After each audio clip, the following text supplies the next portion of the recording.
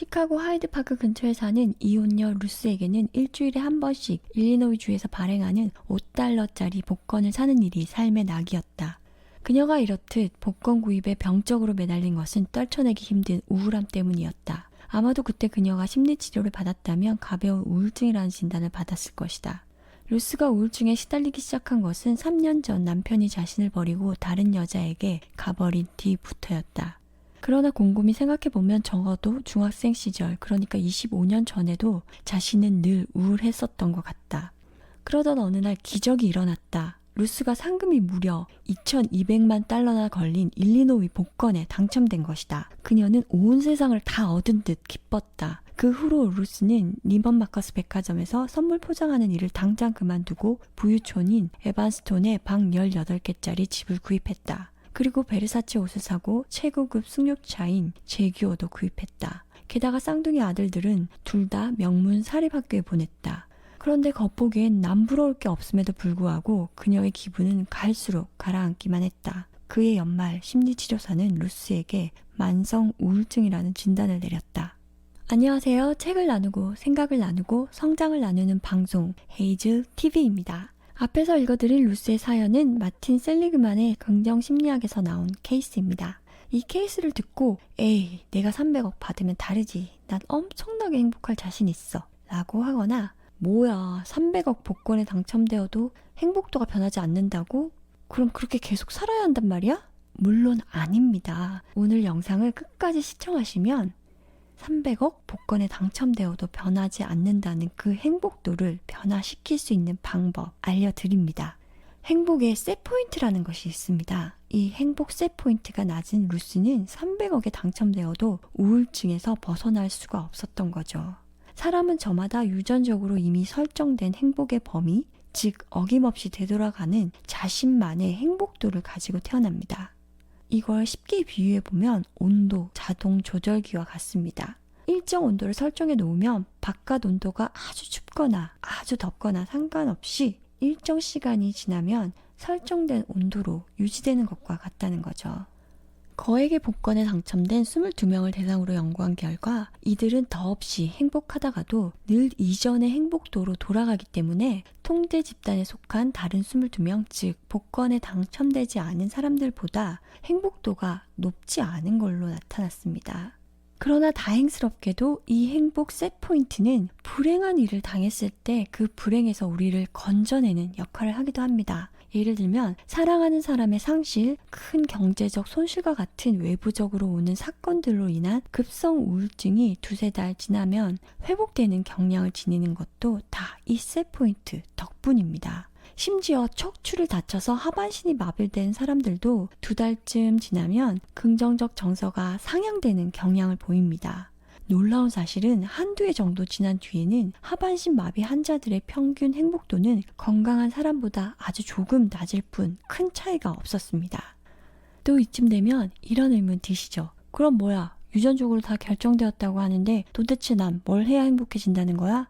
유전자의 승리에 대해 말하는 건가? 물론 아닙니다. 답이 없는데 제가 이렇게 영상을 만들진 않았겠죠? 조금 더 시청해보세요. 인간이 행복을 느끼는 수준을 깔끔하게 방정식으로 표현해보면 이렇습니다. 이건 제가 만든 방정식은 아니고 마틴 셀리그만 박사님이 만드신 거고 제가 좀 더 보기 편하게 편집한 방정식입니다. 한 개인이 느끼는 행복의 수준은 유전 더하기 외부 환경 더하기 내부 환경으로 이루어집니다. 여기서 개인마다 문화마다 조금씩 가감되는 편차가 있지만 대략적인 수치를 살펴보면 유전 50%, 외부 환경 10%, 내부 환경 40% 정도의 비율로 우리의 행복도가 정해집니다. 첫 번째, 이 유전이 앞서 설명드린 행복의 셋포인트라 생각하시면 되고 두 번째, 외부 환경은 돈을 얼마나 가지고 있냐, 어느 나라에서 태어났냐, 무슨 종교를 믿냐, 내가 지금 몇 살이냐, 결혼을 했느냐 등의 의지나 노력으로 어느 정도 변화 가능성을 포함한 사회, 문화, 환경적 요소들입니다. 사실 이 영역은 행복도에 크게 영향을 주지 않는 영역입니다. 그래서 거액 복권에 당첨된 루스의 행복도에 300억이란 큰 돈이 영향을 미치지 않았던 것입니다. 이 외부 환경 요소를 모두 합쳐서 8% 정도에서 최대치로 잡아도 15% 정도? 그 정도 미만으로 영향을 줍니다. 세 번째, 이 내부 환경에 대해 오늘 말씀드리려고 하는 것입니다. 나의 행복도에서 40%를 차지하는 이 내부 환경을 변화시키면 여기서 또 놀랍게도 50%를 차지하고 있는 이 유전적인 부분, 행복의 셋포인트에도 변화를 가져올 수 있습니다. 여기서 다시 한번 강조해서 말씀드리면 첫 번째, 내부 환경을 변화시켜서 행복의 수준을 높입니다. 두 번째, 그 변화시킨 내부 환경으로 유전적 셋포인트까지 변화시킨다는 것이 오늘의 킥입니다. 나의 유전적인 부분을 변화시킨다고? 하는 의문이 드시죠? 그래서 간단하게 먼저 말씀드리면 네, 유전적 성향이 변합니다. 예전에는 인간의 뇌는 유전적으로 결정되어 있고 후천적으로 변화 가능한 부분은 아주 작은 부분에 불과하다는 이론이 지배적이었습니다. 그리고 뇌의 발달은 청소년기가 지나면서 서서히 굳어져서 나이가 들어감에 따라 뇌의 퇴화가 온다는 이론 역시 지배적이었습니다. 이 모든 것이 잘못된 가설이었다는 것이 최근 뇌 과학자들에 의해 밝혀지고 있습니다. 신경가소성이란 말 들어보셨죠? 이 신경가소성은 뇌가 성장, 재조직을 통해 스스로 신경회로를 바꾸는 능력을 지칭합니다. 환경에 따라 스스로 구조와 기능을 조절해서 최적화시키는 것입니다. 예를 들면 지속적인 독서를 통해 새로운 개념과 새로운 사상을 습득하는 자극을 주게 되면 뇌는 스스로 길을 만듭니다. 요즘 정말 인기 있는 자기계발서 자청의 역행자가 바로 이런 내용이죠. 어려운 개념들을 더 빠르게 이해하고 더 쉽게 이해할 수 있는 탄탄한 지름길을 독서와 생활 습관을 통해 잘 닦인 신경회로로 만드는 것입니다. 이 신경가소성의 발견이 특별한 이유, 평생에 걸쳐 지속적, 언제든 노력에 의해 발달 가능한 우리 뇌 신경계의 멋진 능력이라는 것입니다. 물론 태어난 직후부터 유년기에 가장 활발하게 나타나긴 하지만 우리가 죽는 순간까지 우리가 근육처럼 잘 사용해주기만 하면 우리의 일생을 통해 사용할 수 있는 탄탄하고 멋진 근육이 되는 것입니다. 자발적 내부 환경 변화를 이용하여 행복 방정식의 점수를 높이고 이는 다시 유전적 특성에 영향을 미쳐서 방정식의 점수는 다시 또 올라갑니다. 그럼 우리는 레벨업 되는 것입니다. 상승 기류를 타게 되는 것이죠. 그럼 당장 어떻게 해야 할까요? 자발적 내적 변화를 만들어야겠죠.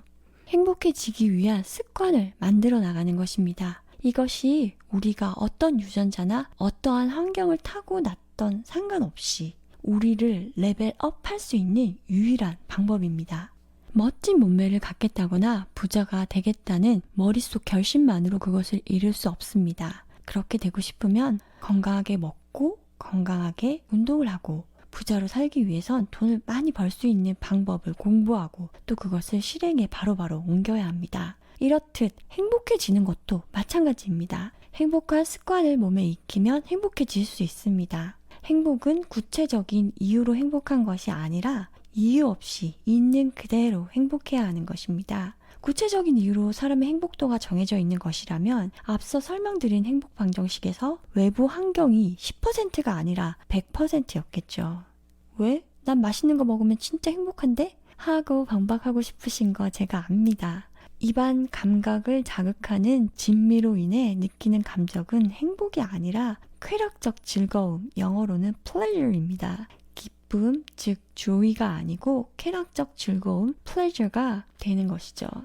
에이, 그럼 음식 먹고 좋아하면 안 된다는 거예요? 라고 또 물으시겠지만 물론 아닙니다. 좋아해도 됩니다. 그런 맛있는 음식을 만든 요리사, 이 음식을 사 먹기 위해 열심히 돈을 번 나, 이 재료를 공급해준 자연, 이 모든 것에 진심으로 감사하면서 먹으면 그 감사의 감정은 우리의 행복을 증진시킵니다.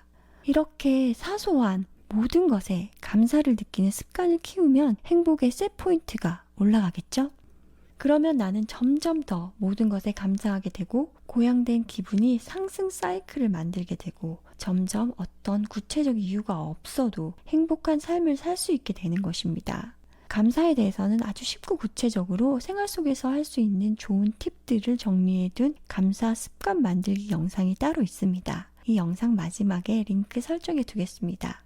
산이나 숲에서 사람들의 발길이 잦아지면 길이 만들어지는 것처럼 어떠한 방식에 따라 반복해서 생각하거나 행동하면 그 신경 전달 통로가 강화되고 호흡은 점점 깊어집니다. 반대로 생각하면 우리가 부정적 사고로 닦아놓은 신경 전달 통로도 우리가 사용하지 않으면 인적이 드물어진 숲속 길에 풀이 무성해지면서 서서히 자취를 감추듯 더 이상 뇌는 그 길을 사용하지 않게 되는 것입니다. 자주 다녀서 길을 만든다? 그게 우리 일상의 어떤 행동일까요? 습관적 행동이죠. 그래서 행복해지는 습관을 만들려고 지금 여러 차례 반복해서 말씀드리고 있는 것입니다. 그럼 감사 습관 말고 또 어떤 행동이 행복한 나를 만드는 데 도움이 될까요? 수많은 것들이 있겠지만 오늘 제가 12가지만 간략하게 알려드릴게요. 제가 읽어드릴 때 가장 마음에 드는 거 하나 선택해보세요. 문제가 아닌 해결책에 집중하라. 순간순간 모든 것에 감사하라. 자기 자신과 화해하라. 자신의 부정적 생각에 의문을 품어라. 놓아주어라. 용서하라. 자애를 펼쳐라. 건강한 음식을 먹어라. 명상을 하라. 삶을 신뢰하라. 영감을 따르고 열정을 발견하라. 자신보다 큰 무언가에 기여하라. 오늘의 내용 한번 같이 정리해 볼까요? 우리는 행복의 셋포인트라는 유전적으로 기본 행복도가 정해져서 태어납니다. 하지만 그 행복의 셋포인트는 우리 행동을 지배하는 무의식적 행동 습관들을 바꾸어주면 바뀔 수 있다는 것입니다. 행복 지수를 높일 수 있는 여러 행동들 중 지금 현재 실천 가능한 것을 정합니다. 예를 들어 순간순간 감사하는 습관, 나 자신과 화해하고 타인을 용서하는 마음의 습관, 미래에 대한 불안감이나 다른 부정적 감정이 떠오르면 그 생각에 의문을 품고 논리적으로 반박하는 습관 등 다양한 행동 습관들 중 하나씩 선택해서 나의 뇌에 새로운 길을 만들어주자. 이것이 우리가 어떠한 유전자나 어떠한 환경을 타고났던지 상관없이 우리를 레벨업 할 수 있는 유일한 방법입니다. 그럼 이제 오늘부터 하나씩 행복 습관 만드시는 거죠? 자신의 행복들을 간단하게 체크해 볼 수 있는 검사지를 블로그에 포스팅해 두었습니다. 상세 설명 페이지에 있는 링크를 통해 들어가서 한번 측정해 보시는 것 추천드립니다. 책을 나누고 생각을 나누고 성장을 나누는 헤이즐이었습니다.